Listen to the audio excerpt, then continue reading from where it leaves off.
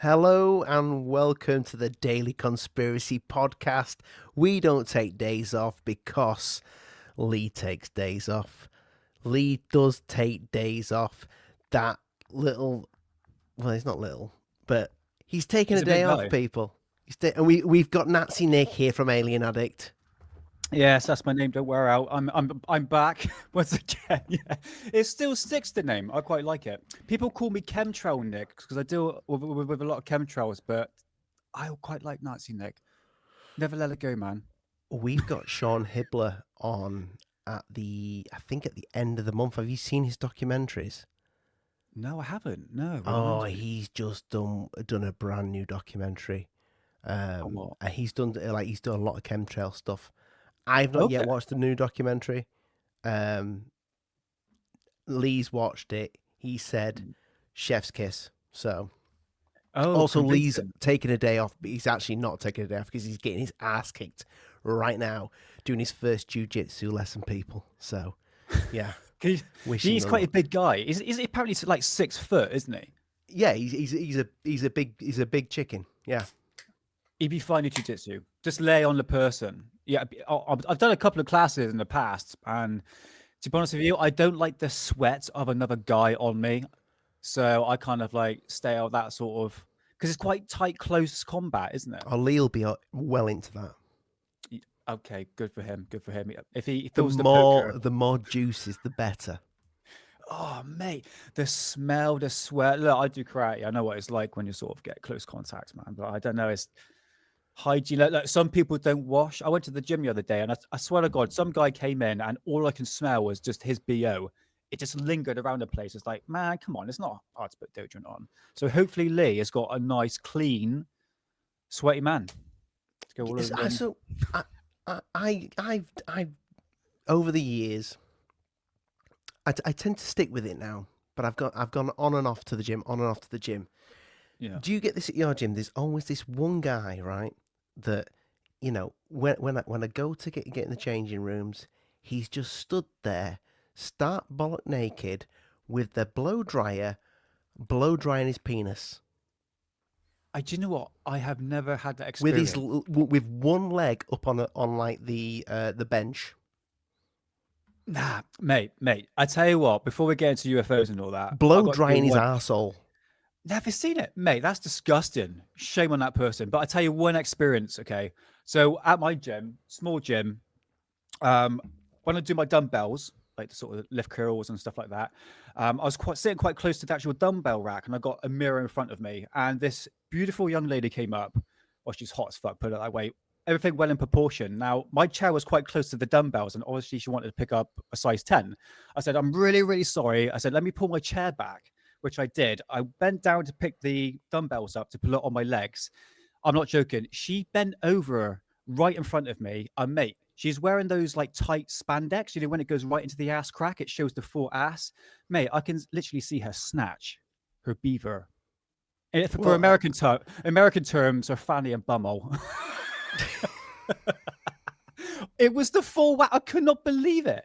I saw the full whack, Ollie, and then she bent over again, so I got a proper close perspective. But for the women that goes to the gym and you don't wear any panties, and you do wear those spandex that sink into the ass crack, you bend over, we can actually see your snatch. yeah. I mean, it's same with there was a guy at the gym the other day, and I thought, you know what? Good on you, you well endowed fella. you know, No, I'm not even gay, mate, but I'm like, shit, I don't know where to look here. I don't know where to well, look. That thing's fucking wobbling around. well, first things first. Was he doing star jumps in front of your face? But I you were don't know pretty much what he was crotch doing. level. I just every time the guy walked past me, the thing's just his pants are so fucking tight, mate, so tight, and I'm like, Oh, is he wearing those like bikers shorts? You know, when it like spandex or something like well, no, because they almost make you look like you've got a vagina. that? If you Do got you a know what I small mean? They penis, crush everything in. Well, they do on me. they I do. don't even wear them. Well, the wife sometimes makes me wear them, but Go figure. that's Yeah. another story. Nick, I did not know this. This has Hmm. worked out really well. That Jiu Jitsu Lee is. I'm not going to call him that. No, you're not having that. Skyverly, is not here because you've just gone live on Alien Addict, your channel, which I want everybody to go over and subscribe to because it's fucking awesome, and you're doing a fine job over there, my fellow Nazi. Really? Absolutely. Cheers, mate. But Cheers. you've just streamed the congressional hearings live. The whole entire thing, yes, as promised, as usual. So yeah, so the people that don't know me, who are new to the Daily Conspiracy podcast, I run technically is your channel, Ollie, really, but you have given me the keys, and I've now put my knowledge into ufology and applied it to Alien Addict. So Well, if mate, it you was want just to going know to that, sit there. It was just going to sit there and go stale, and I didn't want that. oh yeah, And it's a good channel. you've been doing that channel with us since we years, started isn't going live for a fucking long time. The way I saw it, I'm like, this needs to go to one of the guys that's been doing it live with us, you know. And you've Yeah. been doing it, and also you're British, you know. Yeah. Oh, thank you. Yeah, is the accent, or southwest accent, I should say. But basically, for the people that don't know Alien Addict, I basically go live every Friday, and I go through the history of ufology. If you're actually watching this on YouTube, you can see I've got a bunch of books here, and these are all rare books dating back through the past 80 years of ufology.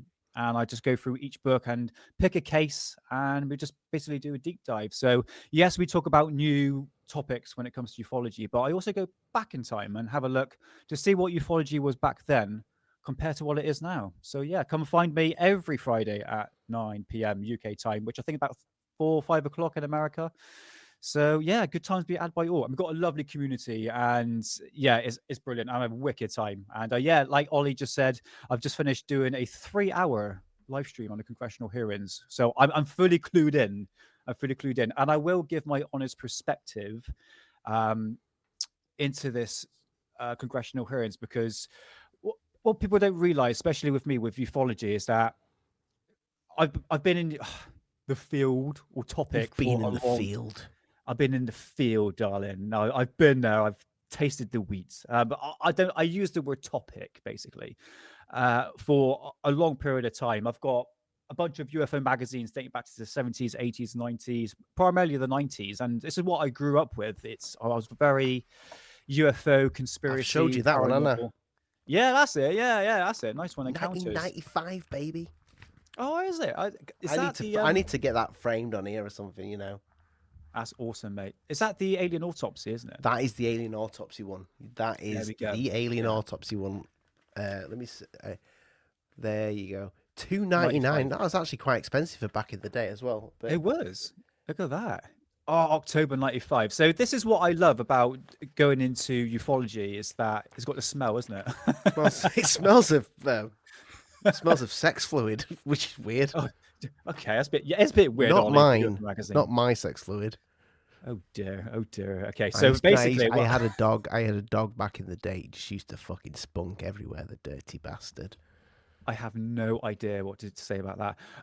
Nothing to do with congressional hearings. But anyway, what I'm going to say, honestly, Ollie, I have no idea what to say about that. But basically, I've studied ufology for a long period of time. And what I'm about to give you is a realistic perspective on what I've just witnessed for the past 3 hours, going back about 5 hours ago. Is that this is the third congressional hearings that's happened. And we had they so-called whistleblowers. So we obviously have Jeffrey Nutella. I can't pronounce his surname, so let's call him Jeffrey Nutella. Basically, he's a US. He sounds very chocolatey. He does sound very chocolatey. So he was an Air Force veteran, and we had Dylan Borland, which was quite interesting. He's a US Air Force veteran. Just quickly, mate. Is Nutella a thing in the States? Because I hope it is, because that sounds like I'm being extremely racist. No, not at all. Well, there was a black guy on the panel, so I'm not referring to him at all.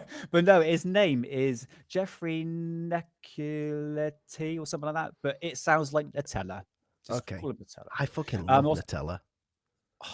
It's full of palm oil. It's really bad. I know it's bad. People were talking about food and chat, and it got me distracted. So anyway, but also we had George Knapp in with the panelist as well. Obviously, we had Anna. I can't pronounce her name. It's Anna Polina Luna, who She's was the fit one, isn't she? oh my god, she is unbelievably gorgeous. Honestly, nothing I love than a more powerful woman. She's very witty. Who's the Mm. other one? Caroline Levitt. Mm-hmm. She's another one. Awesome. So yeah, in terms of transparency and evidence as well, which we'll get to the evidence now. What I've noticed through the past 3 is a lot of testimony, and this testimony of the so-called whistleblowers who worked in the Air Force, Army, obviously they give their oversight of basically what they've done in the past. Yes, they've seen UFOs, UAPs, but the most like balls of light, and they didn't go into like much detail. They were asked specific questions, obviously that they couldn't answer, and it was all to do with their security clearance. This is the main thing to do with the congressional hearings, Ollie. It was all to do with the protection of whistleblowers, and this is what Anna Polina Luna she made very, very clear, and also the whistleblowers as well, is that we need some sort of act put into place, a proper act to actually protect these whistleblowers, to make sure that they don't lose their career, they don't Mm-hmm. lose their pensions, they don't lose their livelihood. And that was brought up quite a lot in this congressional hearings. In terms I of imagine that being something that if you're a genuine whistleblower that's gonna blow the whistle on something like that, losing a pension is it's such a massive thing because that's how you're gonna fucking survive when you're an old man or an old woman. You know, that I can see why that needs to be a thing there. Yeah, I like that. yeah. Yeah, the guy who came forward, he's a new person, Dylan Borland. He with the way he was speaking, he was obviously very nervous. He was obviously new to the field, and he gave his reasons why he wanted to come forward, Ollie, and give transparency. But he obviously could give evidence. Now we get to the evidence in a minute because there's only like one video I'm footage, gonna which say is you're gonna quite. tell us what he came forward with. Yeah, well, he didn't come forward with anything really. All these whistleblowers so far, except for George Knapp, showed the tic-tac video, which was the gimbal footage, basically. That's what George Knapp showed. The rest of the whistleblowers, Jeffrey, Dylan, and Joe, and Alexander as well, he didn't provide any evidence. It was just testimonies of what they actually saw. And to be honest with you, Ollie, is stuff that David Grosh has heard, David Fravor, Ryan Graves. It's basically the same things. They saw an object, they don't know what it was. It was far off in the distance. What was interesting about Chief Alexander, yeah, sorry, Mr. Wiggins. I'm going to call him Mr. Wiggins, Chief Wiggins. Great name, He said Wiggins. that Wiggins. He said he saw a unidentified submerged object, a USO, that was far off in the distance, and he was saying that he was on the US ship and he saw in the distance like a glowing object underneath the sea, and it slowly rose up. But the way he was saying, he wasn't too sure if it was another ship that was in the distance, where the lights were sort of the contrast of how far he was away. So he was very doubtful of what he actually saw. But he said, "Look, I did see this glowing object underneath the ocean." But What was his job? He was basically, oh god, bloody hell, Ollie. Was he Navy or was he? He was Navy, yeah. He was Navy. So he was on the ship. You see, people in Navy, people in Air Force. I know my mates in the RAF. My dad was in the Merchant Navy, so they were. I'd like to say he knew what he saw, but they probably spent most of the time being drunk. But these people, they're highly trained. I think when they see things, and this is what really irritates me about Mick West, when Mick West says David Fravor did not know what he saw. When Mick West says that, I'm like, I'm sorry, Mick. David Fravor's a fighter pilot. You're a guy with a website that made a really cracking game in the 90s. Yeah. Tony Hawk's skateboard. The thing is, because a lot of these like pilots and people that work in the US Air Force or Navy, they've got thousands of hours of training behind them. So they best know of the fucking best. Yeah, best. They're trained to be the best of the best. The same with pilots, commercial pilots. They've got to clock in 5,000 hours before they can actually have a commercial airline pilot. We're talking about that with Hidden. It's like these people know what a bloody weather balloon, a satellite. They know constellations and stuff like that. They know what planets look like. So when you got Mick West coming along, look, he does make good points to a certain degree, and certain I would agree in certain areas, but he's a debunker. He's there to debunk anything. He's very skeptical. Is where his minds go to. So I understand your point of view on that, Ollie. You know, Mick West doesn't know what he's talking about. In Kratty, is it Dan's? Do you get Dan? Dan. Are you on what Dan are you on? Third Dan. Okay, so that's after black belt. You're on your third Dan. Is that right? Yeah, that's it. Yeah. So if you see somebody doing a martial art, I reckon you'll get a spot what martial art that is.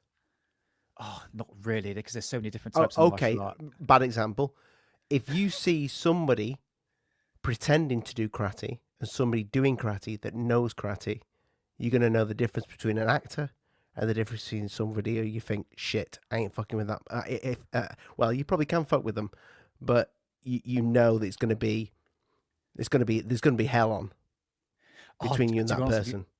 To be honest with you, Ollie, there's a lot of shit black belts out there, like a lot of crap ones. So, but honestly, if you see the person like ready for a fight, or they felt threatened, I can kind of tell if they're you'd be able to kind of like get a feeling for that person. Yeah, exactly.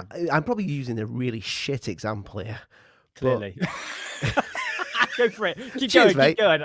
But what I'm saying is these fighter pilots, these people in the Navy, they're used to seeing things and reporting things but if they think there's something completely unique and odd about that, I think we should take them fucking seriously, because they do this for a living. They live this. They do this. They're fucking highly trained people.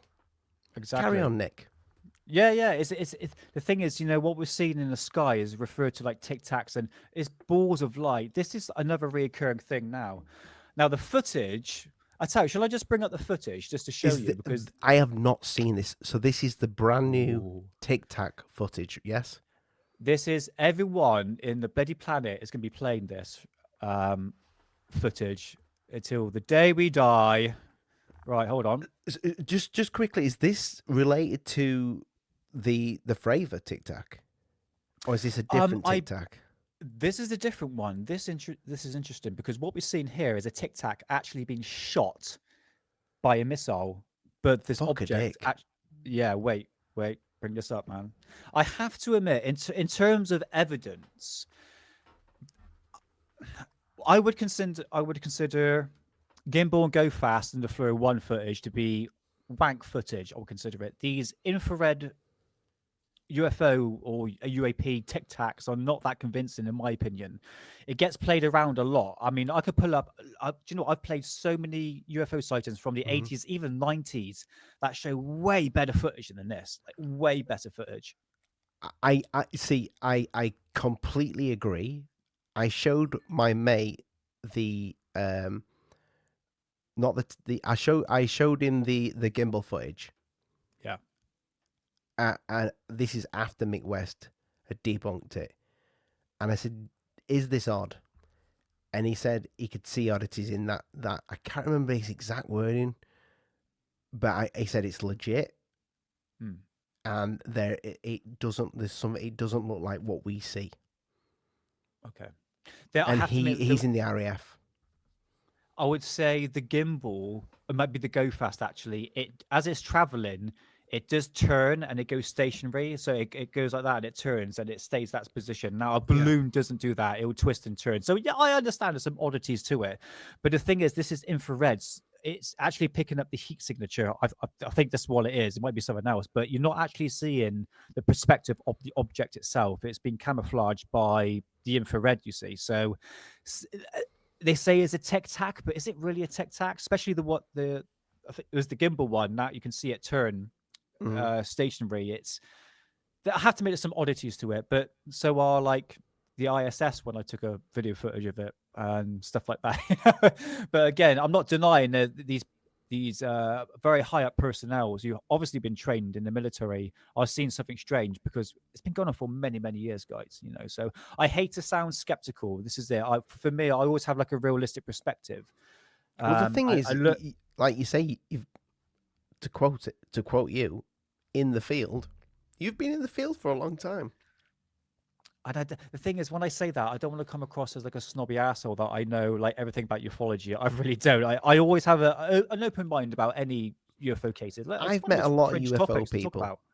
A lot of UFO people. And I think what Yeah. happens is you get a lot of excitement to start off with. And then over time, you're like, there is something going on here. However, I think the cover up is deeper than just UFOs. I think they're fucking with us. Play that fucking video. I want to see it. Okay. What you just mentioned, I'm just going to say the name Amy. Bless her. Oh dear. Oh yeah, our Amy. Yeah. Love Amy. But she's like that. So the awakening stage hits in. It's like, something's not quite right here. But yeah, it's there, mate. Pull it up. It's already there. Oh yeah, shit. Sorry, I forgot you don't have the. There we go. So what we're going to be seeing here, guys. So Rep Burleson enters this video made public for the first time today into a record. This, bear in mind, I'm crap at reading. So anyway, mate, you and me both. So what we're seeing here is the object, and it's actually being shot by some sort of missile, but the missile actually gets cut in half. Look at this. So here's the object, and you're going to see something come to the left. It's very similar to Go Fast, isn't it? Wait for it. Watch this, Ollie. Can you see something come into the left? Boom. Watch. There. Okay.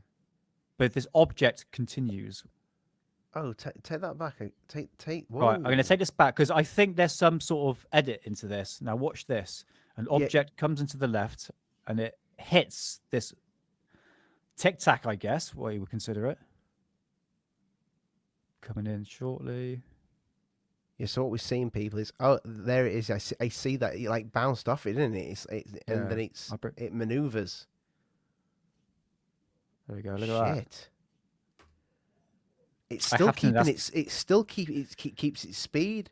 Speed doesn't change. Now this is the problem, Ollie. Watch this. It gets hit. Boom. You've got fragments off it. There's a slight cut. Wait for it. Now, see that? Yeah. Ooh. So this is after. This is when it's zoomed out, so you can still see it traveling. Yeah. So this is after it's been hit, and it's still traveling. Fuck. So this is good. This is good. Mr. Knapp, do you have you heard about? Okay. So is that all? Is there audio through this entire thing, or is it just the audio at the end? Oh no, that's it. There's okay. Did you not hear the audio? I did. Yeah, I did hear the audio. Okay. The bit was That mate, that's fucking wild. It's crazy, isn't it? Let's go back one more time. Look, gets hit. It's the fact that it doesn't change speed. And do you see the 3 dots that come off it when it gets hit? Yeah. The 3 little things. Why didn't they drop into the sea? Why are they still traveling with it? It's still traveling, isn't it? Look at that. It's just the way how it bounces off. The 3 orbs behind it, 3 orbs break off it. Is that what I'm looking at? Am I looking at that? The thing is, there's a heat signature, isn't it? So it's kind of hard to tell. But it looks like a tic-tac, doesn't it? Boom, gets hit. But it's weird. If you look at I don't know what actually hit this object, because whatever hit, if this is the missile, is still intact. See? It just like bounces off. Yeah, I don't think it's a missile. I think we're looking at another technology. Yeah. Did they say it was a missile that hit? I'm pretty sure he did, mate. It was 3 hours long. I was sort of zoning in and out half the time. This is it's pretty wild. It's crazy. Well, I'll let it continue. But the thing is, it's got this like cut. It cuts there. It's that's fucking interesting. This is when it zoomed out, so you can still see it traveling.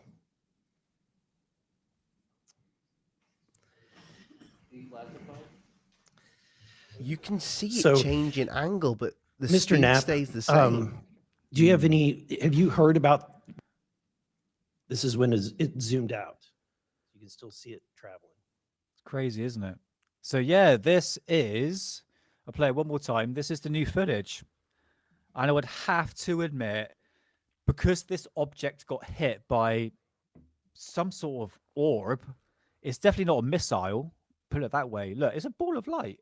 Maybe it's a plasma orb or something. But as I'm describing it to the listeners, it's literally like a tic-tac being hit by this orb, and it just bounces off it. It bounces off That's it, then there crazy. are 3 little tiny orbs behind it. Yeah. Almost like it created 3 offspring. Yeah, because you would have thought that would have, at least through how that's traveling at that speed, it would have been blown out, I would have thought. Yeah, it's crazy, Is isn't that it? David Grush with a beard? No, it's not. David Grush wasn't there. That's It looks like where does it Grush go? behind him. Oh no, it was Grush wasn't This there. is when No. it zoomed out. You can still see it traveling. So there we go, Ollie. That is There we go. interesting, mate. Yeah, that is interesting, and that is fresh to my eyeballs, people. And if you want to see that, you can go check it out on Alien Addict. Nick has done an entire. You've streamed the entire Congress. But practically every single UFO channel on YouTube has streamed this conference. So, mate, yeah, you'll find it everywhere. You'll find it everywhere. No, But not in like terms, yours, mate. Not like yours.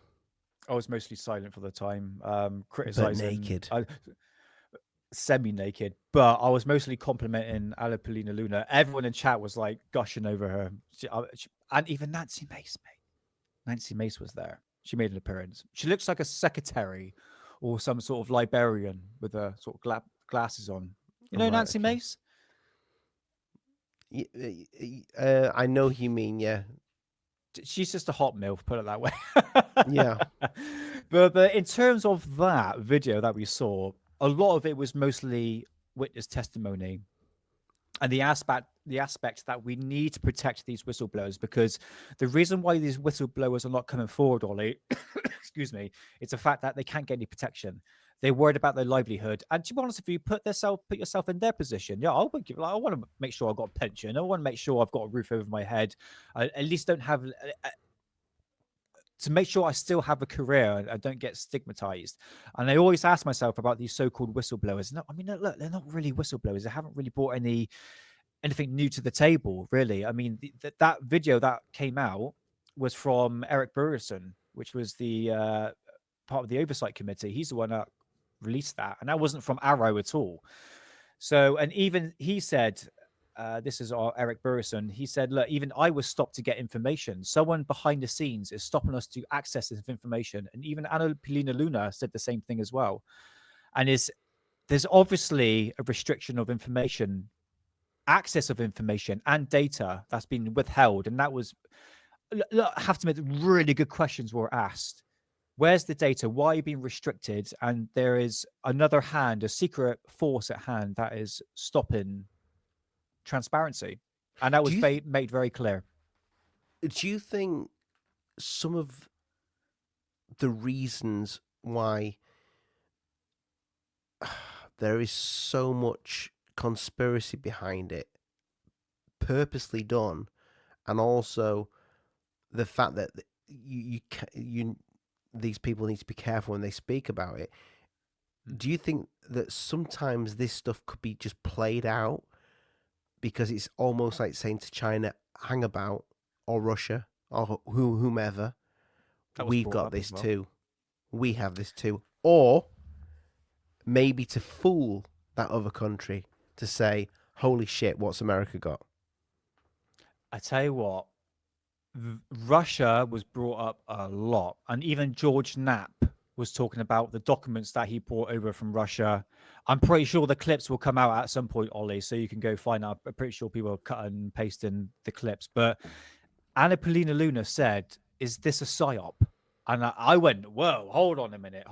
And George Knapp said, look, it was a very great question. I have to admit, she did I believe she's doing a good job. I really do. I think, but she's getting withheld with this information. She's not getting any access at all, and she makes that very clear. But when she said that, even the people in chat were going, "Whoa, I wasn't expecting that."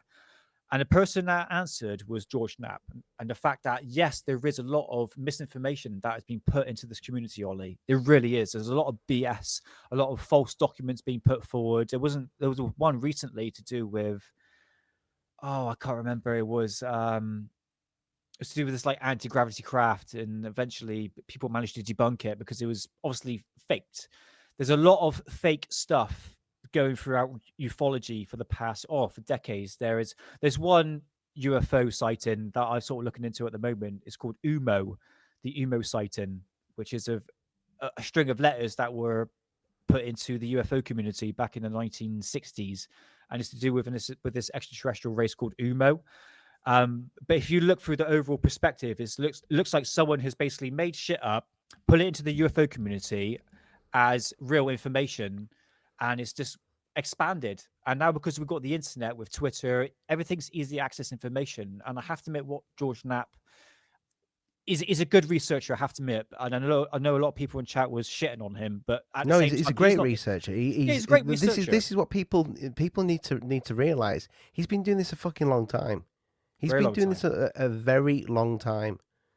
Yeah, and I noticed look, people have got their own opinions, but the fact is, he's got a very wide perspective on ufology for the past 40 years now. So I'm not going to discredit what he's going to put forward, but the information, the evidence he brought forward was just the gimbal footage. That's not, he's just regurgitating stories that we've heard all before.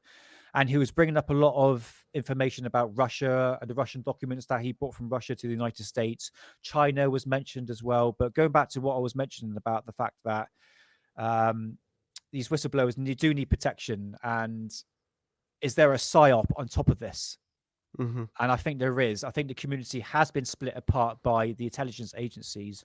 I mean, look, Elizondo, Christopher Mellon are massive players into this. And I believe George Knapp said we need to be very careful what information we're consuming in the UFO community, because there is a lot of BS. But whether or not it's a psyop is the other thing. Now, is this a distraction? What's going on at the moment that's important for this UAP congressional hearings to happen?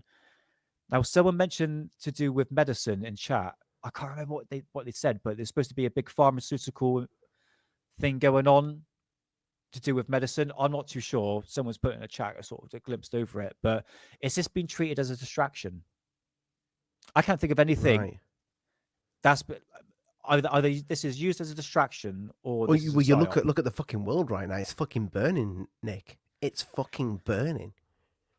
Especially this country. Yeah. I mean, we get a fucking congressional hearing right now. I mean. And that's pretty fucking wild footage that I've just seen.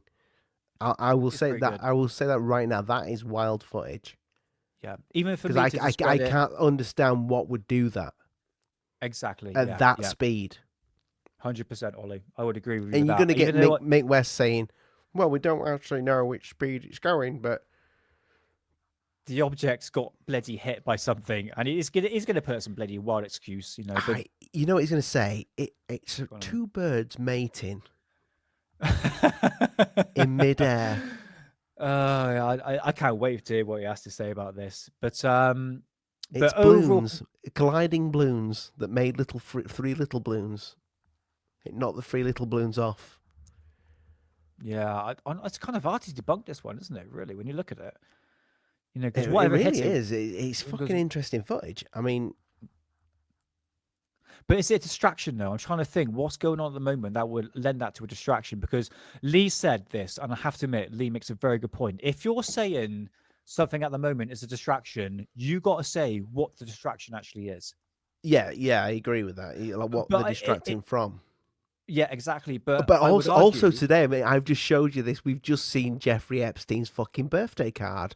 Where he's giving fucking free balloons to little kids, and then those kids. Then the next page, slightly older, maybe teenagers, giving them a fucking massage, like cartoon images with pictures of fucking lions and zebras having sex and stuff in this book, apparently. I mean, why are we having these congressional hearings for trans? I didn't see any transparency of what have concluded in the past 3 hours. This is it. It's like out of everything that's going on in the world, we can't get the Jeffrey Epstein files about that. Even regarding the JFK, we can't get any conclusion about what happened with COVID. It's so weird saying these words. It really is. And nothing to do with like Pizzagate or anything like that. Nothing gets brought forward. But so why are we having Why these is it congressional weird? Because you're not hearings? on YouTube. Yeah, it's weird, isn't it? I've got to be really careful what I say on YouTube, mate. Yeah, So it's kind of see, weird saying this we, sort of we things. put this. We do actually have a YouTube channel, I and fucking know, I right? think we've fucked it already. Mate, fucked it. And stuff's on there. It's like, how are you not bloody deleted? Yeah, guys, if you're watching this on YouTube, we have a much bigger platform on Spotify and Apple. We're a podcast, but Yeah. we do put it out for video. Why not? Somebody might share it. And by the way, I stick by what Sean Ryan says. Feel free, guys. Just share it out there. If you want to clip anything, do whatever you like with this channel. Clip it. Make some shorts, whatever you want to do. We don't mind. Just let them know where you saw us. Where you saw these handsome men. It's fucking wild, Nick. Yeah, Wild. It's wild. I always find myself going, why? Why are they doing this? Why do these congressional hearings? At the same time, nothing was brought to the table, except for the new testimony and this new footage. I was expecting more footage. Lou Elizondo said that the gimbal go fast and the other one, the flare one footage. There's supposed to be 25 footage of this, Ollie. That's what he said. So where is this footage? Why have we got? I have to admit, the one that came out is really good. And guys, go check it out. If you listen to this on audio, go check out this footage of this tic-tac being hit, because it is odd. Mate, that's 99% of our audience audio. So. Oh, is it? All right. Okay. Well, you see, honestly, 99.9. I'm the only one that watches it on YouTube. The only one. But honestly, guys, this will get shared out a lot on X, so I don't think you'll be missing out. But it's very good footage. Very, very good. But we need more of that. But did it prove anything extraterrestrial, though? No, in my opinion. I think everything, a lot of, Lockheed Martin and Skunk Works were brought up. So it's saying there's something military involved, some sort of military technology. Do you know what? The UAP. If they've got shit like that and they're hiding it from the public, yeah, why? but that was brought up. Is obviously the clear example of that, Ollie, is that the fact that they don't want the Russians or China to know what they got. George Knapp did say, well, China's got this, and China's been looking into anti-gravity technology, so as the Russians. It's like, how do you know that? This is it. It was a lot of like hearsay. And also the threat. This is the threat narrative. Did they bring the threat back up?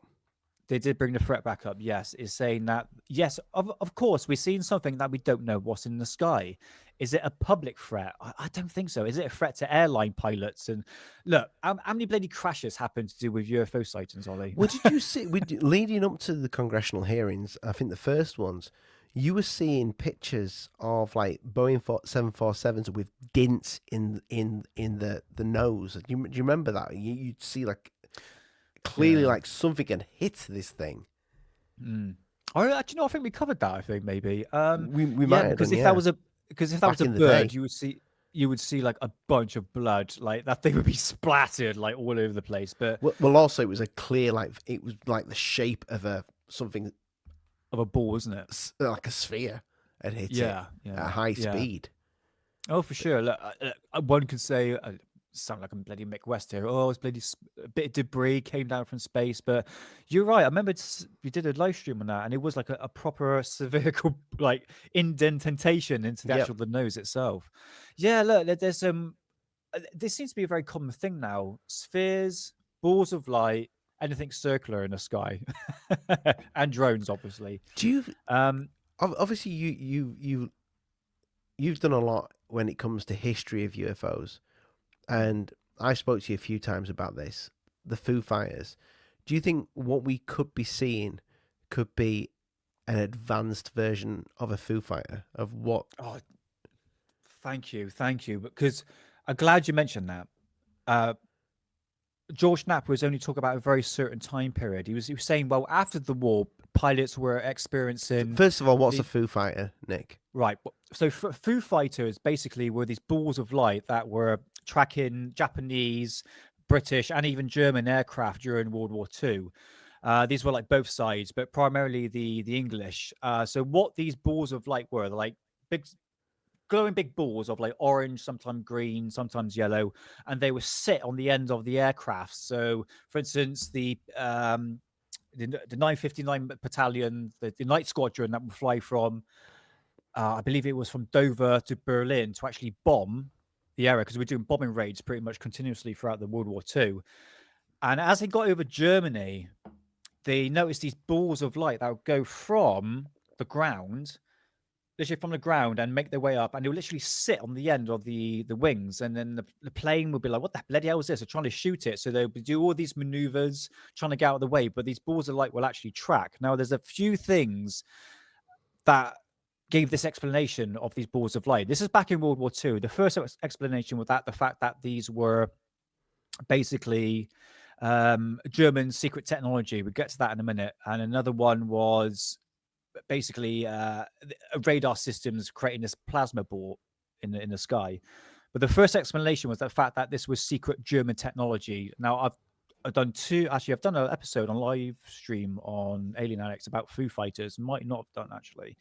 So basically what these were basically how can I explain this? Just trying to jot my memory here. These were radio transmission frequency probes that looked like tortoise. So this was devices that the Germans made. And the idea was that they wanted to create these probes to send up to the aircraft. And what happened, these probes will give off a very strong magnetic field.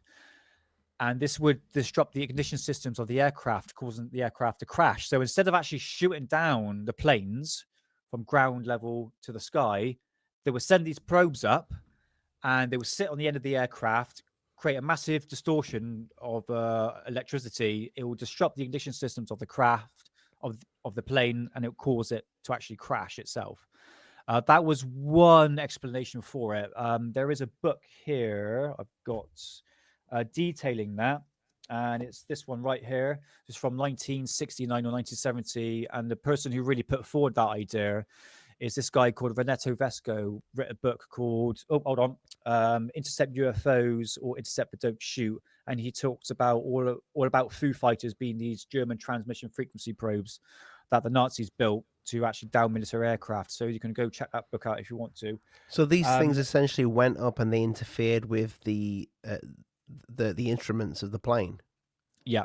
And what happened? A little bit like when you'd see in like a UFO film where you see people's cars not starting, and you'd see a plane like lose its power.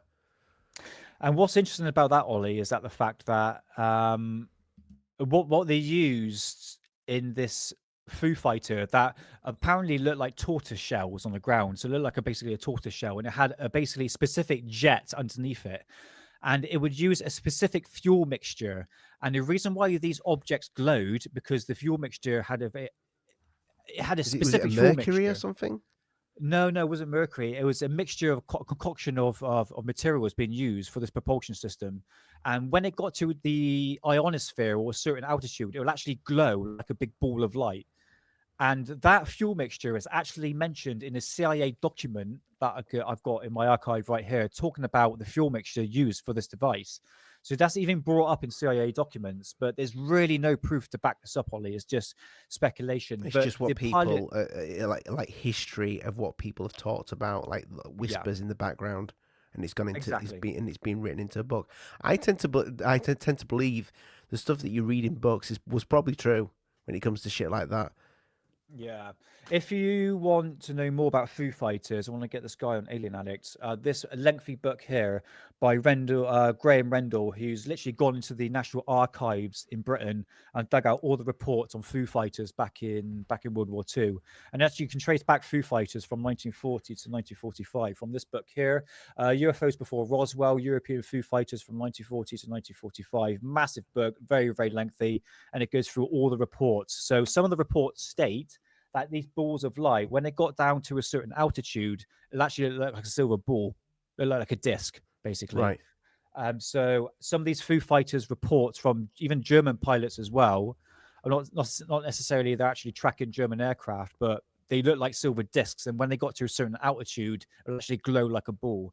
So there's a great deep dive you can do into Foo Fighters, and that gets glossed over a lot in ufology. And I'm quite surprised that George Knapp didn't really bring that up. But yeah, we have been seeing these balls of light, but whether or not they're actually extraterrestrials, that's what History Channel says, mate. History Channel will say, oh yeah, these were like extraterrestrials, it was flipping Klaxar.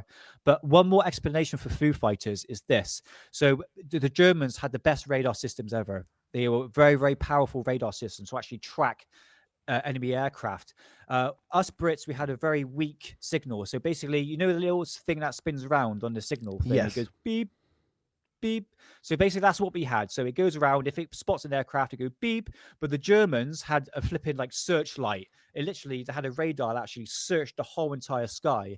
And these radar systems were so powerful, Ollie, it will actually produce like a small plasma ball in the sky. So I think maybe one conclusion is that what the pilot saw in the sky. So the actual system that they would radars would create a plasma ball in the sky. Yeah, because what he was using a specific device, a certain. I don't know the technical details of this. Professor Simon Holland, who you talked about on your show. We've had him on. You had him on. Great. Yeah. You should get him on. Get him on. He's great.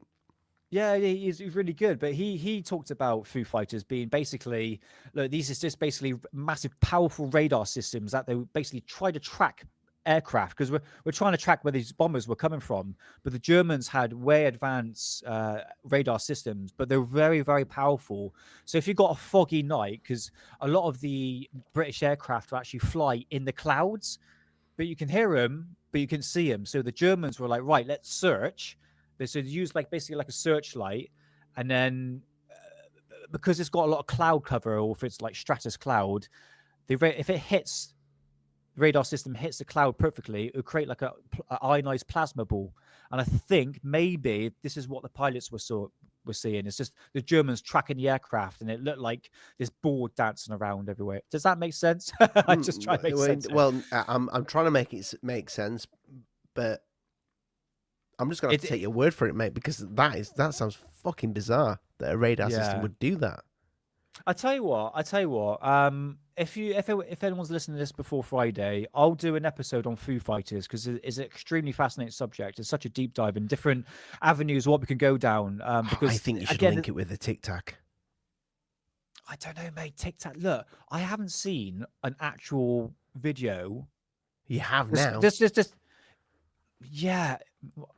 All right, fine. Okay, I have seen a tic-tac due to this new one, but the gimbal and go fast, I'm a bit like, is that a tic-tac though? The one we saw looked like a flipping tic-tac, but in terms of not a thermal imaging, Ollie, this is what I'm talking about, not a thermal imaging video footage. I want to see it 4K, crystal clear, colored footage of a tic-tac, and I don't think I've seen one. And a lot of my people in chat in my community say, no, I don't think I've seen one either. I think a lot of people have seen it in person, but in video form, mate, I don't think I have. What about you? I've seen videos with things that look like a tic-tac. Whether they are a tic-tac or not, I don't know. I mean, you saw in the intro there, like the classic Concorde video, where the thing, like, people tried to debunk that at the time as a reflection. There was even documentaries made where they said it was a reflection. That thing stopped and had a fucking look in the bastard window, mate. Oh, did it? That one? That thing was that is crazy footage. That Concorde. I can't remember exactly what it was from, but the footage is an old Concorde. Well, the Concorde is old, but there is an orb that comes up and it stops at the window and then it flies up. Yeah. And you think Concorde was the fastest plane built by the British? Commercial plane at the time. Commercial plane at the time. It can do what? In London to Well, it was London to speed New of York. sound, wasn't it? Speed of sound? Yeah. Faster to than speed London of to sound? London to New York, it normally takes about 9 hours. And with that Concorde, you can do it in like 3. It was something ridiculous like that. Yeah. It was for that speed, Ollie, for a Concorde, that's traveling, that's hauling ass. That could go like twice the speed of what a flipping commercial airline could go. And that ball of light is literally on track with that Concorde, isn't it? With it, yes. So With it. so when we say it's not, maybe it's not alien. What the fuck was that?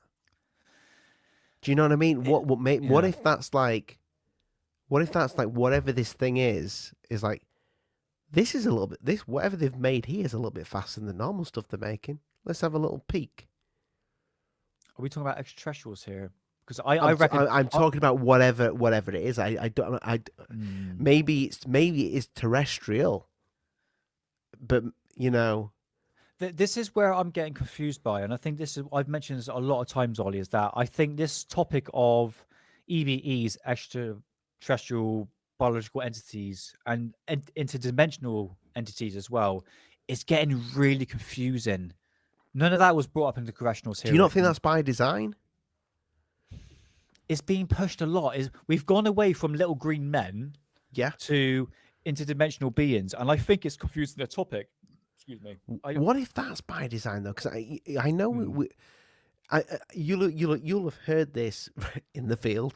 You will have heard this a lot recently. It's not from out there. It's ours, or it's from here, or interdimensional, whatever. What if actually it's not? What if we were right all along? You know, what if there was a crash in Roswell? That we've been visited from fucking men from Mars or whatever, people from Mars, probably females as well. Let's face it. Come on, though they are. I don't know why anybody would find them attractive. They're all bald and small.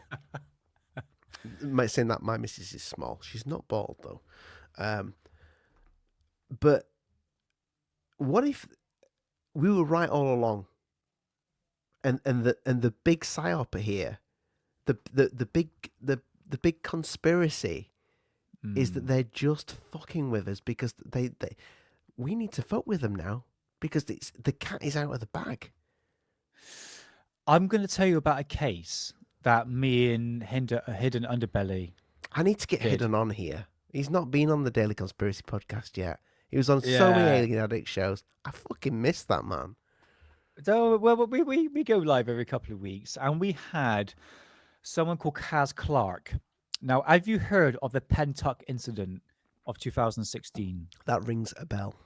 Okay, so in Wales, in a place called Pentyrch, in 2016, Kaz Clarke, in fact, the whole town. Right, we'll get to what you're about to. Yes, it was. They saw. Yeah, I know this case. Go on. Okay, so it'll lead into your question, mate. What you're basically talking about. So. The town of Pentyrch kept on hearing this aircraft flying around and going, what the bloody hell's going on? So one of her local residents called Kaz Clarke, this is about 2 o'clock in the morning. She was like, what the bloody hell's going on? And her neighbor Gary came out. And Pentyrch is pretty much in the Welsh Valley. Always Gary. It's always a Gary. There's always a John and a Gary. But Pentyrch is a lovely village. It's a very countryside-esque sort of landscape.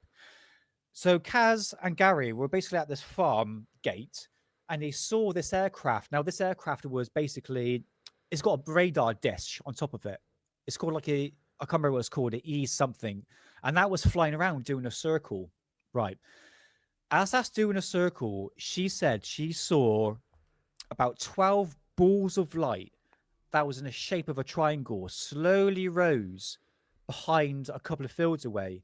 And she says, and we interviewed the key investigator and Kaz on Hidden Underbelly show, and she was saying basically these they look like barrel-shaped orbs, but well, it was more or less barrel shaped, and it looked like there was two caps on top of it. And she said it looked like. Have you seen petrol that's been poured on the ground and you put water with it and it goes all funny like that? She said that's what it looked like. It looked like some sort of like twisting and contorting. It looked like static TV inside this barrel, and it literally passed over her head, and she was shocked. She was like, and this massive object that had, so basically the 12 Wasn't there a orbs, priest as well or something? Not a priest or a bishop that witnessed this or something? there was a number of people that witnessed it. Yeah, it was a quite interesting case. But what happened with Kaz really did affect her. You can tell like something happened. I mean, her hair went white after the incident. Literally after the incident, her hair went white. So she saw this massive, even Gary as well, saw this massive pyramid-shaped object, but it had red lights going around it in the shape of a pyramid, and these two barrels that came off this craft. And she says that the military was waiting for it. They knew that this was about to come in, and she said the military was definitely waiting for it.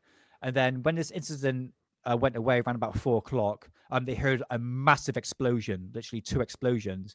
And apparently this object got shot down and it hit Smilog Woods, which is not too far from Kaz Clarke's Pentyrch place. And apparently this part where this object fell, the grass never grew. And still to this day, the trees were broken and dead. And actually, we're supposed to go there on Sunday, but it pissed down with rain. But we're going there on Sunday to have a look at this area. Are you going to speak to Kaz? I've got her email address and all that. She knows me because I interviewed her with Hidden Underbelly. But I have to admit, it's one of the most fascinating cases that I've ever come across. But go back to what you're saying is this extraterrestrial? Is obviously it's extraterrestrial, but is it a green alien? Just really quickly, mate. Hold that thought for a second. Sure. Am I right by saying with this case, the next day was there? I could be getting this wrong, but was then like mobile networks like putting like testing stuff? They said they were from mobile networks, from a mobile network, and they were everywhere. They were all over the land. I'm not too sure by networks, but the whole road, there was road closures everywhere where this incident happened, especially where they're near the fields. There was road closures everywhere. And now what the explanation was that the military was doing an experiment. Well, they didn't notify the public or anything like that, especially when it comes to explosions. And it literally kept the whole neighborhood up. But honestly, if you look into Gary and Kaz have gone grey. Kaz is the only one that went grey because this is where she witnessed the barrel literally go over her head. She says, "Yeah." If you listen to the way she speaks and the way she comes across, she's like, "Oh my god, something's definitely happened to her." I've seen her in like a news video. She seemed very genuine, just like a normal like Welsh lady, you know. Yeah. She's lovely. Yeah, she's awesome. I mean, we were speaking to her till like 4 a.m. after we did the interview. It was she's like very knowledgeable. Like something definitely happened. But going back to what you're saying, Ollie, is that the fact that we've gone from little green men coming from spacecraft, and we talk about Roswell, typical example. They crashed down here. We've got little green men everywhere, but now we've got these balls of light, this spiritual interdimensional beings that are literally, she said it literally came out of the fabric of space. So this object didn't, well, she says it rose slowly. It literally appeared out of nowhere. It came through the fabric of space into our reality. And that's what she witnessed. And she's going, so what am I witnessing? Is it spiritual interdimensional beings we're dealing with here? And she said to her, I'm sorry, this is what she said during the interview. She said, once that barrel came towards her, she said she heard a voice saying, "Tell everyone that what you witnessed today." So there's something there. Yeah, it's fascinating. And she said it was like, she described it as like an oil. Yeah, what did she describe it? So, Nick, this happened in 2016, yeah? 2016, yes. 2016, yes. Right. There was a film that came out, I believe, it came out in COVID, so later. It came out later than that. And I don't know if you may have seen this, but this is on it was on Netflix. I think it was an exclusive. And it was I believe this lady's husband did a job that went out and investigated this area where something happened, Yeah. and it created a rift over this area. But through the rift, guess what colors it was like? It was like oil. It was like a shimmering oil. And at the I Ah, believe at the end of that film there was like some sort of grey alien being at the end of that. And huh. that is exactly what she described, is that oily look. And I believe there is orbs with this thing as well. So that's interesting. Amazing. I tell you what, I've got something right here. If you want to bring up, this is a poster that's to do with a documentary. And if you just, yeah, this is how you say it, guys. I thought it was a Pentyrch, it's not. It's called Pentyrch. It's just the Welsh have a different sort of dialect. So it's called the Pentyrch Incident. Kaz Clarke and Gary Jones. Gary Jones is the lead investigator of this, who we had on the show as well. But this is what she described it. Hopefully, it's a bit more. It's a bit difficult when you sort of Yeah, zoom like in. this, It gets like a pixelated. barrel filled with This like is some. this is her description of what she saw. It was capped off at the top and bottom with this oil-like substance, but almost like static TV as well, if that's what she gathered. But this is what communicated with her, and she said this passed over her over this gate, guard like this sort of farmer's gate, and yeah, her bloody hair went white. And honestly, she's done so much research So into she it, was quite saying that. close to this. Oh yeah, she saw this. Like she wasn't too far from where this incident happened. And bear in mind, guys, this was 2:30 in the morning, so everyone was asleep. But the residents of Pentyrch kept on hearing the helicopters. There was loads of helicopters going around. So people were going, "What the bloody hell's going on?" So and then this incident happened. Her and Dave went back home to sleep. She couldn't sleep, and that's where they heard the explosion. In fact, two explosions. One was from the air and one was from the ground. So obviously, what was being shot down hit first in the air, and when it landed, that's a secondary explosion, which hit Smilog Woods. But there's been a number of videos on YouTube about this. It's an immensely fascinating case. I think it's one of the best case of UFO incidences, especially encounters in modern day history. Now, this should have been in bloody congressional hearings because, my God, because Kaz and Gary has done so much sort of Freedom of Information Act requests from the MOD to say why we've been carrying out experiments, or even like these drills without notifying the public, because they have to, but by law, Ollie, that they have to notify the residents or the public if they're doing an experimental testing of even like an exercise. I think that was what they're calling it, basically like an exercise. You must notify the public, and they didn't. They just carried on like normal. And then I'd like to get these folks on, to talk about this case, because I mean, I don't think, our audience is mainly you guys in the US, which we fucking love, you sexy bastards. we do indeed. But I don't know how many of them are aware of that case. So they're No, they're aware of there's a lot of like UFO cases that you hear about in the States, but I think the only one that'll stand out in America is Rendlesham Forest. So it'd no, be that's good. British. Yeah, That's British. I know. Yeah, I know, but that's the only one that will stand out in America. Oh, sorry. Yeah, sure. That they'll hear about is the Rendlesham Forest incident and the Calvine. Yes, of course, yeah. Which is quite surprising, actually. A lot of people don't really know, like, for instance, like the Aztec. The Aztec was before Roswell. That came out public in the 1950s. I got a very rare book right here, a big, thick book. Look at that. That's This a UFO girthy crash member. is a very, very rare book I've got. And this came out before Roswell. This is in the 1950s. This story came out of the Aztec. And because it was the 1970s where Roswell came out. Have you done a show on that? Yeah. Yeah, actually, on Alien Addict, I actually opened this book live. Yeah, I had it through the post. I opened it live. Massive thick book to do with this case. So, yeah, the Americans got their own UFO sightings, obviously Roswell and stuff like that. But with Pentyrch, honestly, go check it out. I can send over the email addresses because I know I spoke to Kaz and Gary. And actually, Gary came on twice. We did a live stream talking about Pentyrch. And so someone in chat going, "Oh yeah, I'm the lead investigator." Like, come on the show, and he went through basically everything, and it's immensely fascinating. And eventually, we got Kaz Clarke. her story is just incredible. You can, Ollie, you can just tell something Yeah, has happened you to get to her. feel it. I'll Even tell if you, she said she was adopted, I would have believed her. It's just that, and I can tell she's not a scam artist. I know these people. Something definitely happened to her. But yeah, go check it out, guys. Pentyrch. so when it comes back to the congressional hearing, is that so you got the whistleblowers and you got the new footage? Is that the main things that stood out? Yeah, to be honest, and obviously protecting the whistleblowers.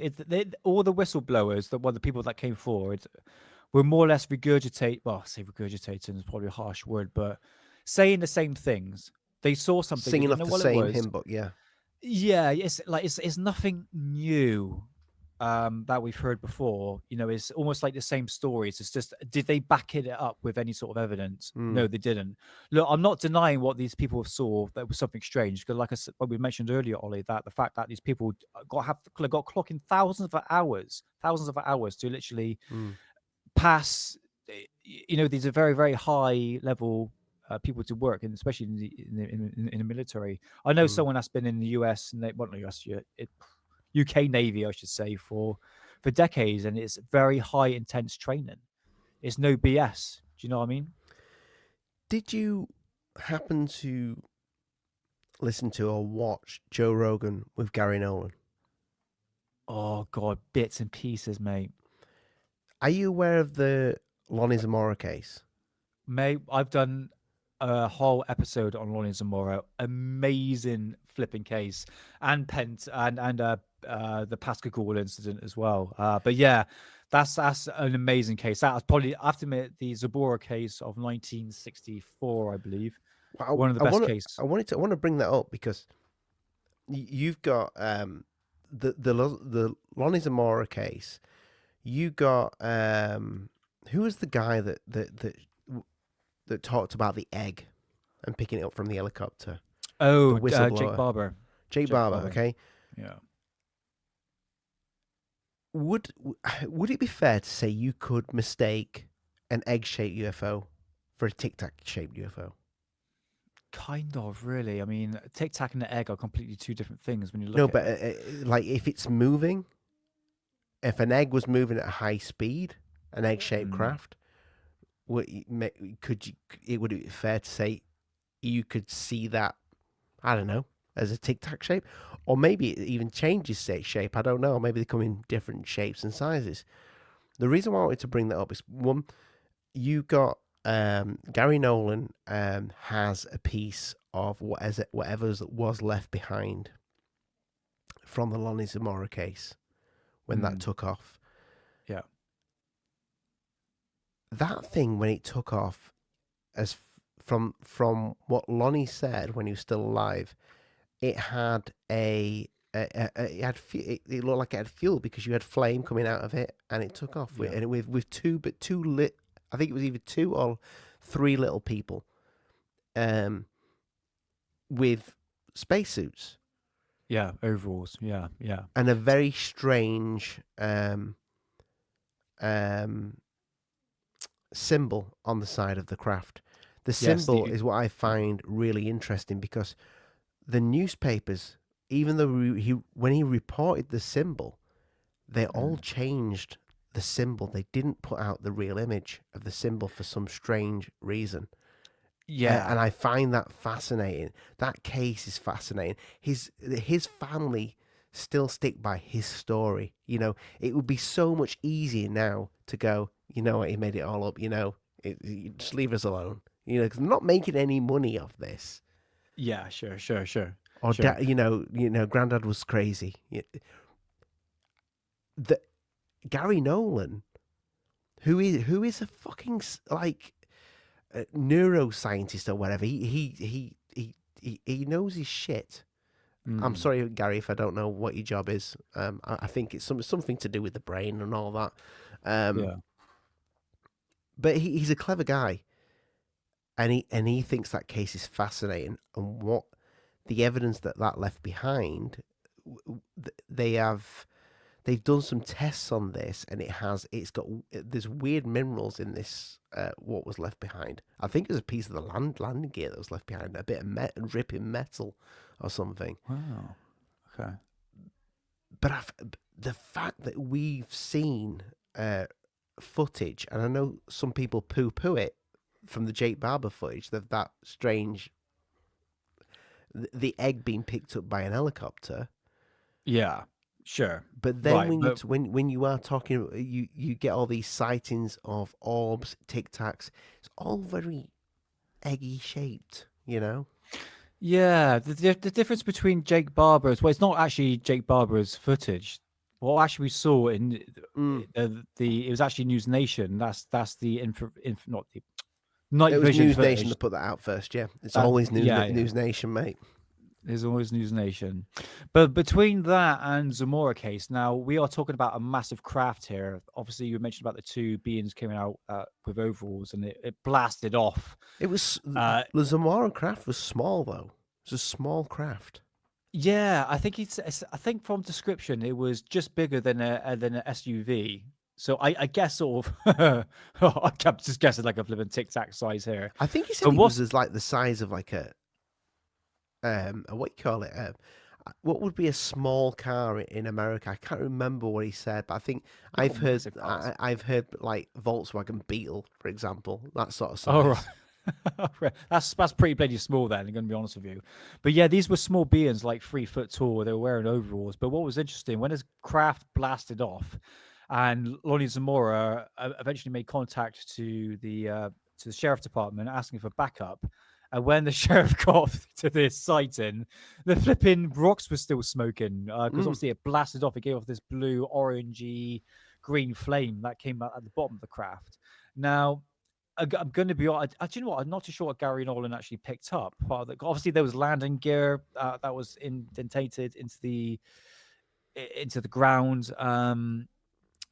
but it looks nothing like the Jake Barber footage. Well, News Nation footage, because the symbol that you mentioned, Ollie, that the fact that has just been misidentified by journalists. Me and Hidden went into that, and you can see there was just been some. It's just journalists sort of ramping up with the story, not really doing their homework. But yeah, that symbol there with the egg shaped, it was like a circle with an arrow pointing up. Yeah, If I remember rightly. I mentioned about UMO. That's another interesting sighting. That's got a very strange signature that is linked to another Russian sighting called the Vonarich incident in 1989. Man, I can go into like so many different avenues of ufology with the you kind of I understand what your point of view, Ollie, is that the fact that you can pick out the same craft. Like we're seeing balls of light, tic-tacs, and I'm pretty sure if I go through like this book here, I've got another rare book that people can find on eBay, UFO Photographs Volume 2. I've got Volume 1 on here. And you will see photographs like, just a typical example of what people were seeing back in the 1960s. This is UMO. This is what I've been talking about. See that there, that flying saucer with that signature in there? Doesn't look like nothing like Zamora case, but you see these strange symbolisms. I mean, you can trace that back to strange symbols. Yeah, strange symbols on these craft. Now, you could say these almost are like like fucking fake. those symbols look almost like something you'd expect like some sort of cult to have, you know? Because that is actually linked into a cult. You'd be surprised how deep this goes. This is called UMO. If you type in UMO, it's a UFO sighting that happened in 1969, and it's happened in Madrid. And it was a series of photographs right here. You can see, and this was taken in Madrid in a place called San Jose del Varderas. And this was taken on June the 1st, 1967. And what happened is that these photographs and a bunch of like writings about science and a string theory and the evolution of humanity and even consciousness were sent to a bunch of UFO groups in Spain and Madrid, stating that these letters were these extraterrestrials from a planet called Umo. I'm going off on topic here, but honestly, it's such a deep dive. You'd be surprised, and a lot of these old UFO cases kind of linked into one another, depending on the cases. But what have you got here? Because I'm rambling. Have you ever seen this guy on I had him an Alien Addict when I used to run Alien Addict quite some time ago. I might have even been before I met you, Nick. This. You ever seen this guy? Rings a bell. He's a really good. We kind of had a little bit of a misunderstanding over TTSA when I was telling him to stop Really? investing money in them. I remember. But he's a you good had guy. falling out? He's a good guy. Oh, Osvaldo Franco, great guy. Osvaldo, if you listen to this, love you, mate. Hope you're still not investing. But listen to what he says about this case. I find interesting is it's got the first. We spoke about this. The first sighting of a tic-tac UFO. Oh yes. Now that's again. This is so well researched. Okay, check this out. Now, for those of us that are debating the origins of the tic-tac, whether or not that's ours or theirs, turns out somebody's seen one land, and it's actually from one of the most famous UFO cases ever. There was back in the 60s, there was a police officer by the name of Lonnie Zamora who saw a tic-tac shaped UFO land. He called it egg. He called it an egg. Yeah, he called it an egg. Well, but same thing. White, oval shape, lenticular, whatever you want to call it. Yeah. And basically it landed. And two of these beings got out.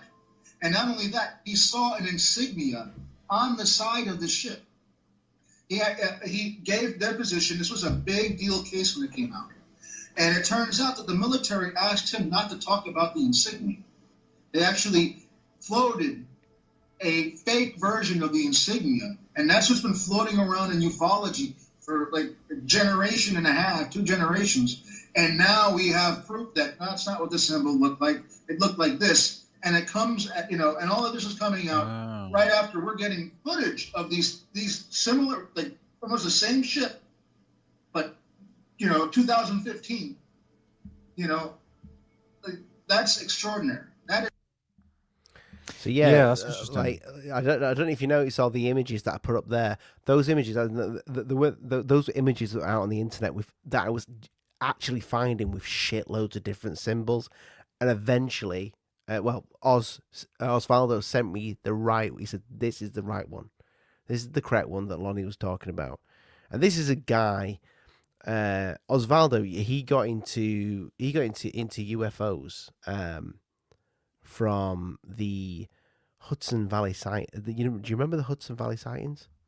Oh, mate. Oh my God, that rings a bell. Hold on, I'm gonna Google that. Hudson Valley. Where is that to, mate? I tell you what, I will show you. I will show you, and our listeners will listen to it. The case of the Hudson Valley sightings. Osvaldo Franco, he's on X. I think his name is Disclosure something now. I think he's called. Oh, I've got it here. Yeah. Well, if you want to bring up the video, yeah, because I love these old cases, mate. I really do. So yeah, the Hudson Valley UFO sighting from 1984. Is that right? Yeah, well, yeah, he.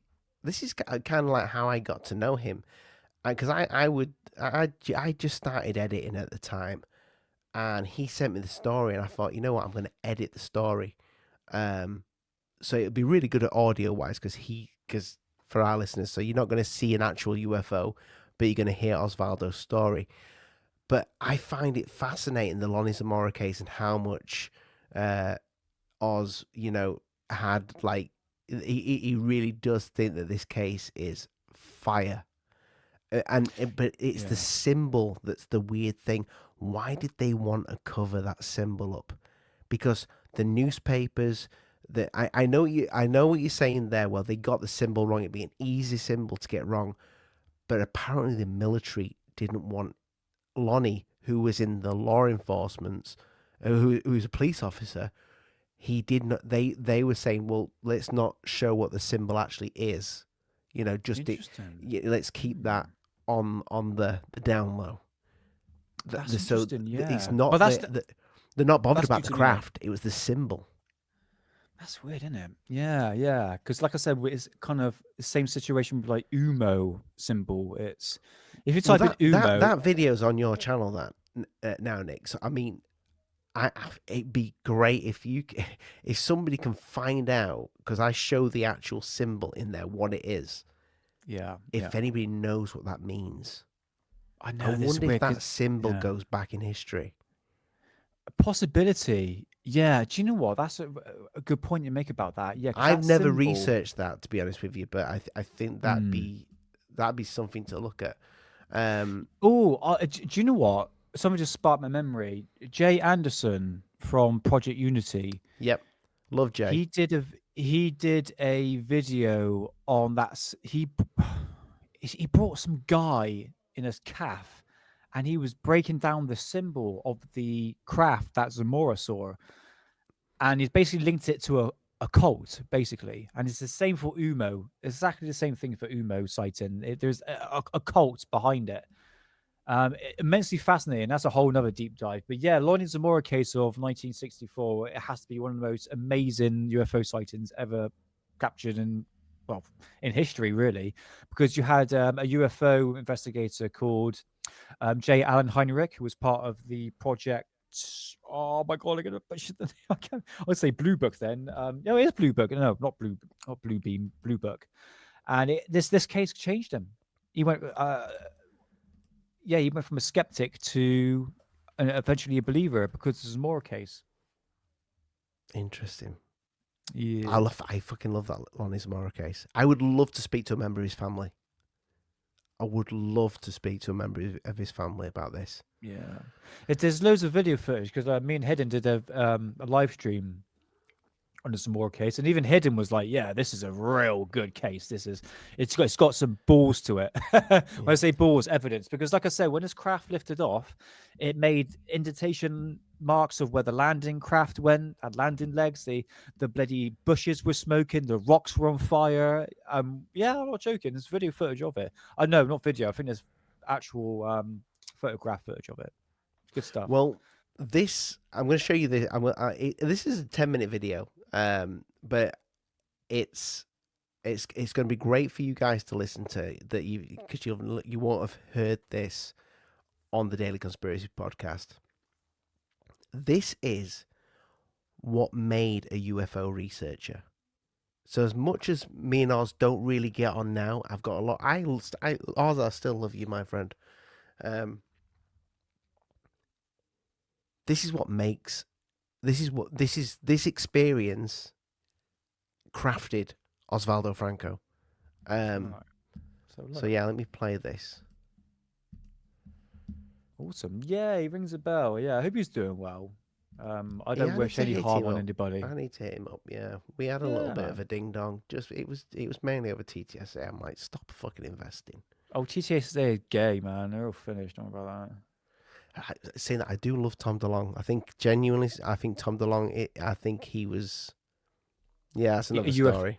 Yeah, he was a UFO fuckboy. He's put up there to yeah, appeal to the young people. I do think Tom's one of the good ones. I think he was messed with. Here we go. Definitely. Yeah.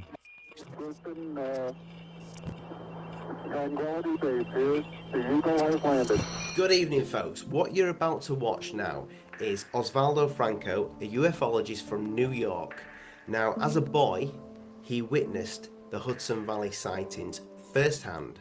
This is his experience. I interviewed him 2 months ago about To the Stars Academy of Arts and Science, and he briefly went through this experience. I said to Osvaldo, after the show, I said, can you send me your experience so I can put this out to my subscribers for them to enjoy? What I'll do for you guys is I'll put some visuals in this. If you can't use your own imagination, it kind of helps. I know you can use your own imagination though. However, make sure you put some comments below. Maybe if you want to ask extra questions to Osvaldo Franco, I'm sure he will be in the comments section. And get this video shared out, get it thumbed up. I want to know what you think of Osvaldo's experience from the Hudson Valley sightings. There it is, New York City. This is where I was born and raised, on the Upper West Side.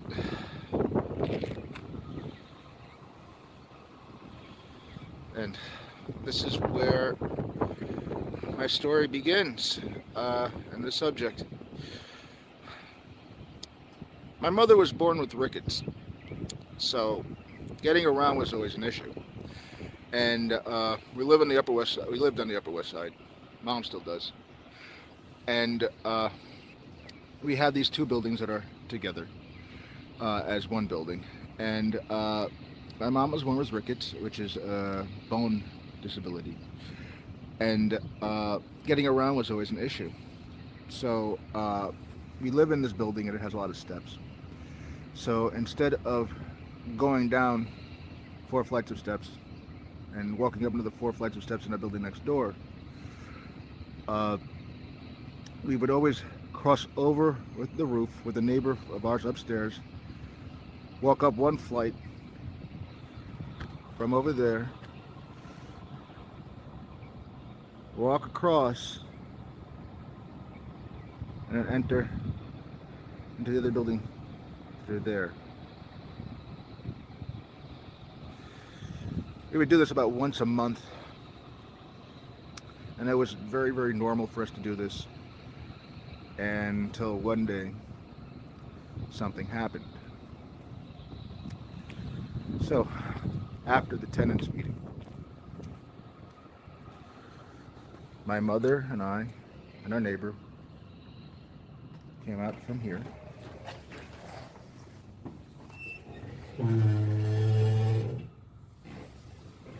And we,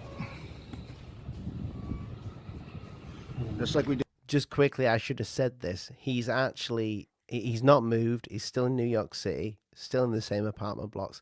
And what he's doing here, he's taken us through is exactly what happened. And he's on the roof of his building Apartment block. in New York City. And Yeah. Did once a month, every month. And we started walking, and my mother and her friend were speaking in Spanish, and I'm not fluent in Spanish, though I am Latino and black. And we were walking, and you see there's a wall right here. Now, this isn't that big of a deal right now, but when you're 7 years old, like, this was an obstacle for me, and it was always like a thing where I have to hoist myself over the wall. I remember, because this was really, particularly because as I was walking across the wall, right about here, started hearing this really intense pulsing sound. This whoom, whoom, whoom, whoom sound. And it got deeper and louder. And I remember walking with my mom and her friend. I'm holding my mom's hand. And I remember right about here, I'm thinking to myself, what is that noise? And then, just as I'm thinking that, my mom's friend says in English, "What's that noise?" And my mother says, "I don't know." And they start looking right and they start looking left. And I'm a little boy, so I don't know any better. I just followed the sound and I looked up. And right above us was this giant circle of lights, like basically 8 to 10 half domes. And this unusual light, this really odd light. And the lights would get bright, and they were arranged in a circle, and they were embedded on this big something, I don't know what. And basically these things were pulsing away. And every time they would emit the sound, that's whoom sound, this weird sound, the lights would get brighter and dimmer, and brighter and dimmer, and brighter and dimmer. And we were there for maybe 5 minutes or so, and just looking at this thing just pulse away. And then, just as easily as it just showed up out of nowhere, it just was like whoom, whoom, whoom, and then whoom, and then the lights went out. And it's a bit cloudy, so you can't see, but we usually have pretty good viewing over here for like living in the city. And well, basically then the thing was just gone, and basically all we saw was empty sky and some stars. Now, I remember going downstairs, and my father had just gotten home. This is just before he ran off. And I was very excited. I was extremely excited. And I remember running down to him and telling him, oh my God, we saw this thing. We were talking to him, and he was like, oh, well, you just saw a satellite.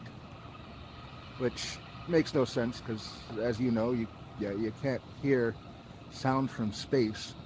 And satellites just aren't that big. So that's not the situation. That wasn't what it was at all. And basically what happened is I just became, that later that evening, like I said, when we had gone downstairs around maybe 10 o'clock, around the 11 o'clock news, it started showing up that people were talking about all these massive UFO sightings that were happening in and around the Hudson Valley area. Now, people think that the Hudson Valley sightings only happened in the suburbs. They didn't. In fact, in the distance is the Hudson Valley. In fact, those lights beyond those trees, that's New Jersey. And that river is the Hudson River. Now, as I said before, I was astonished, and I saw these things, and I had never heard of what a UFO was before. And the thing is, I was space mad. I was always into space. I was always into science and related things in regards to that, but I had never heard of UFOs. And then I remembered, like, two things happened. One, about 2 days later, the local Fox affiliate, before it was a Fox affiliate, before Fox existed, or eventually it would be the Fox affiliate, broadcast a documentary called UFOs Are Real. It's an old Rod Serling UFO documentary, which is fantastic. You can probably find it on YouTube if you look up the name. I remember it was the first time I'd ever seen Stanton Friedman, who I would eventually come to meet many times in the course of my life. And I also remembered seeing a follow-up news report later that day about how these UFO sightings were just super light airplanes. And I remember being a little boy, and I was so angry. I was so mad because I had seen this documentary where they said they were lying about the existence of aliens, and I was amazed. But then, literally within days, I had seen and I'd caught them in this lie.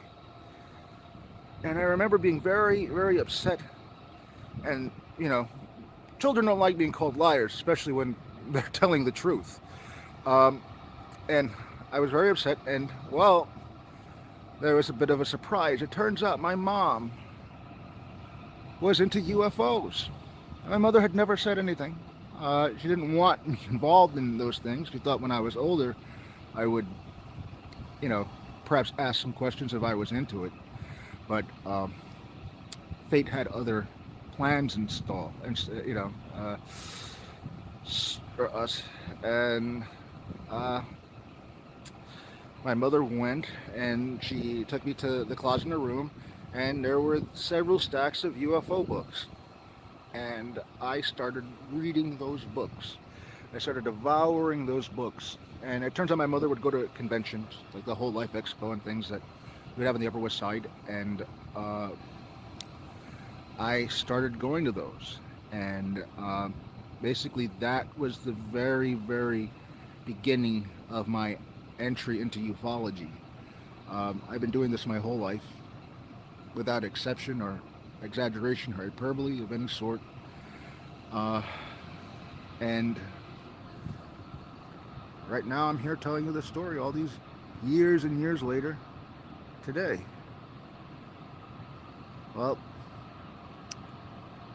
and quite honestly, to tell you the truth, it wasn't the last time this would happen. And honestly, it's something that's never really stopped.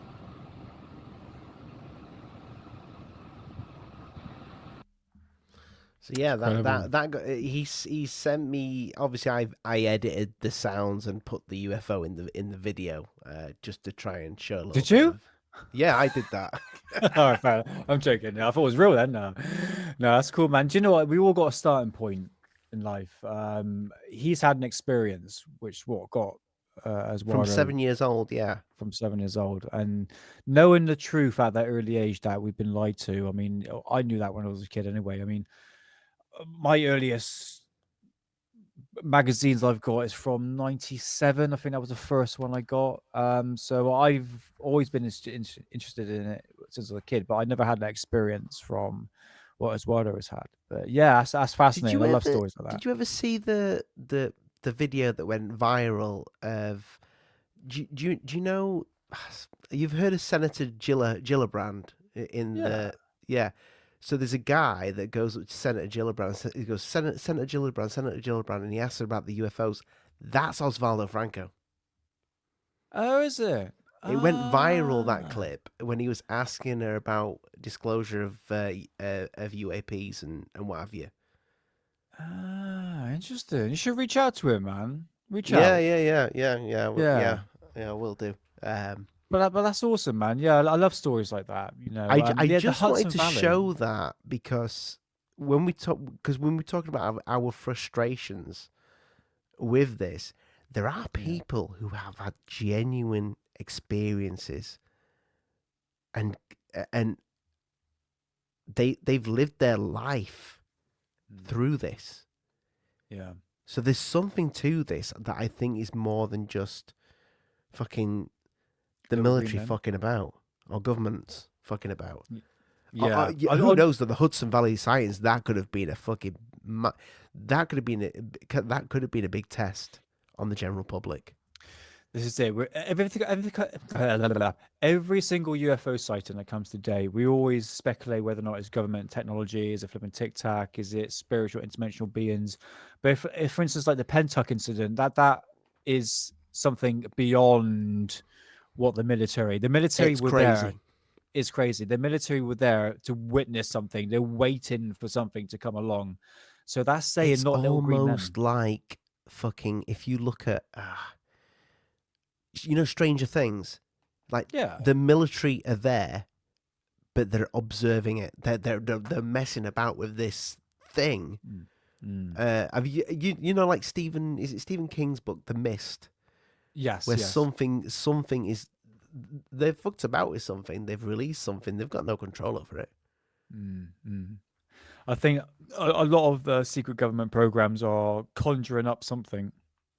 And I think this is why we moved away from, we still talk about crash retrievals, alien spacecraft crashing, typical Roswell with alien bodies. But now we've kind of moved away from that. And now it's interdimensional beings. It's beings that are on a different dimension. And I think with going back to congressional hearings, I think that's really confusing the topic. It's like, well, hold a minute. I thought we were talking about technology here, but now these aliens are interdimensional. It's like, whoa, it's just like, it can be, Ollie. I know it's very woo ufology, but I think it can be a bit too woo for the oversight committee.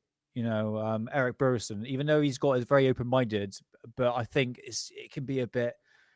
It's like, hold a minute. I thought we were talking about technology here. Why are we talking about these aliens being interdimensional beings? You know, so I think the whole topic is all over the place, really, in my opinion. But that's ufology. It's twists and turns. Like I said, there's a lot of BS out there. I'm not denying they're interdimensional beings, that some sort of extraterrestrials for sure. But it's proven it's the other thing.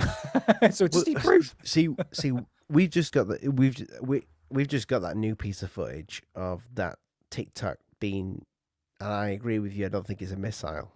I don't know. It doesn't look like I imagine a missile would just explode on impact. Definitely. That thing seems to bounce off that thing and then create three other things. I've heard it from Jeremy Corbell. I don't know what you think of Jeremy Corbell, people, but I think he makes a great documentary. I think he's been sent lots of shit. He's probably full of shit sometimes, and he knows it. However, I think he's useful to these people. I do like Jeremy Corbell, believe it or not. I think he's an interesting character in this subject, because he's a character in this subject. He fits his role now. I didn't know what to make of him before, but he fits perfect for this role right now. And he has said that the jellyfish UFO that everybody there was some people that were all over that. Some people like it's a bunch of balloons or whatever. There is more to that footage, and when that comes out, it's going to turn a lot of heads because that thing apparently it comes out of you see it coming out of water. Has not been released yet, isn't it? No. No. But I'm wondering if that's. Did you see the one that he put out a few months ago, where you can clearly see a disc-shaped object in clouds that comes out of it? Oh God, yeah. I'm sorry, Ollie, but that was terrible footage. Terrible. I got to be honest with you. It was the footage. The footage wasn't great, but it was still a fucking big round fucking object that was behind clouds that moved. Yeah, but you couldn't see it without the use of AI. If you go back to the original footage, did they enhance it with AI? Yeah, if you go to the original footage, you cannot see nothing. Okay, yeah, and then he enhanced it, and then he enhanced it again, and then enhanced it again with AI, and just go, look at this silver disc. Yeah, but you can't see it in the original. But the thing is, the AI gave the perspective of shadowing. This is a problem. People are going, look at the shadow. It's like, no, that's AI did that. Like, yeah. So I used to do I used to put out a lot of Mars footage. And when I was doing the thumbnail, I'd be like, I need to enhance this a little bit more. And the more I'd enhance it with AI, well, with Photoshop's version of an AI back then, sure, it was like, fucking hell, it looks pretty cool. It ain't fucking real. It ain't real. But obviously, when I played the video, I wasn't showing the AI version, but the thumbnail, I needed it to pop on the thumbnail. Yeah, every single footage of that footage you're talking about, the one that everyone's showing, of you can see it clearly moving. That's AI generate. It's not AI generated. That you put that in AI to enhance it. The original footage, you cannot see nothing. Trust me, I did it on Alien Addict when it came out. I was like, let's have a look at the footage bit by bit. I got excited when I saw that, but I didn't know that it'd been enhanced with AI. I'm very skeptical with any sort of any video footage being put through AI, because the AI is given a perspective. It's fucked with it. It's given a perspective of what it might actually be. So it's like, look, the original footage, you can't see nothing. It's like somebody who's on one of these dating websites and you get a picture of a sexy woman. And it's like you go meet up and it's like, holy shit, is that my dad? Is that Lee from from jiu-jitsu? What the hell's going on here, man? I thought you had massive tits and sexy lady. You know, don't say it's Lee from jiu-jitsu, because let's face it, right? I don't know if Lee's gonna go back. He'll be back. Well, that sweaty man, he'll be definitely on it like a shot. Oh, that testosterone, he's fucking loving it. No, that's why he's not come on tonight. He's got laid. Do you reckon he's got fun at the ass or something like that? And he's like, "Oh, that's new to me." One thing's led to another. Lee, just admit it, mate. It's all good, man. It's all good. It's all right. If you're bi, it's fine. We're a bit curious. Well, Nick, thank you so much for filling us in on kind of what happened and what didn't happen on. And we got a new TikTok piece of footage, which is great. tic-tac. TikTok, not yeah. TikTok. No, not TikTok. Well, it probably is all over TikTok, mate. Yeah. But yeah, tell our guys again where they can find our fellow Nazi. My pleasure as always, Ollie. So yeah, you can find me on Alien Addict every Friday at 9 p.m. GMT, 4 or 5 o'clock, I think, America time, depends on where you are. So yeah, on Friday, I was going to do Phil Schneider, but now you brought up Fucking hell, Phil Schneider. Love that case. Yeah, he's interesting. We'll see. But yeah, come find me on Alien Addict every Friday. We're on about doing it. I think I spoke about Phil Schneider back on Alien Addict. Oh yeah, for sure. I don't know if you might have actually been there when I did that. But yeah, we want to talk about Phil. Yeah, it's an interesting guy. We go through the debunk of, with Alien Addict, I go 50-50. I must look through the skeptical side. Yes, we have to bring up Mick West and all that, but we also look at the official side. Have you tried to get in touch with his daughter? Who, Mick West? No, we're not Midwest daughter. I was going to Don't do say, I that. was like, hey. Oh, No, you're talking about Phil Phil Schneider. Schneider's daughter. Yeah, she's adamant something happened to her dad. That's interesting. Yeah. I know her. Oh no, his ex-wife Cynthia Schneider. I think she's still up for like interviews and stuff like that. Could reach out, but yeah, Phil Schneider, really interesting. He's a guy that has got his hand like Hanson from Scary Movie 2. Yeah. You know the guy I'm talking about. Take my hand, Chad. Take my good hand. Strong hand. Yeah. Take my strong Just reminds me of him. He's pointing up the chicken. He starts fucking the chicken. The chicken, yeah. He fist fucks the chicken, dirty bastard. Mate, they're bringing out a new Scary Movie 6, and hopefully they'll bring Hanson back. It would be good to see a bit of Hanson. Yeah. God, he'd be Miss old me doing now. that. Yeah, but we need movies like that. We need movies do. to sort of have a good laugh, you know. Apparently, the new Naked Gun is pretty funny, and that's kind of like Scary Movie-esque, I can say, when it comes to like tropes and, you know, funny bits and pieces. But yeah, we'll see. Do you know anything about this? Joe Rogan's mentioned it a few times. There is a UFO documentary that is about to be released, and there is some.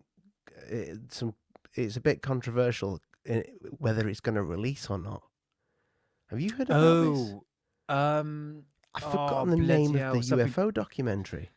Something Disclosure, isn't it? Yeah, something Disclosure. Oh, fuck, Perfect what's it called? Disclosure, or something like.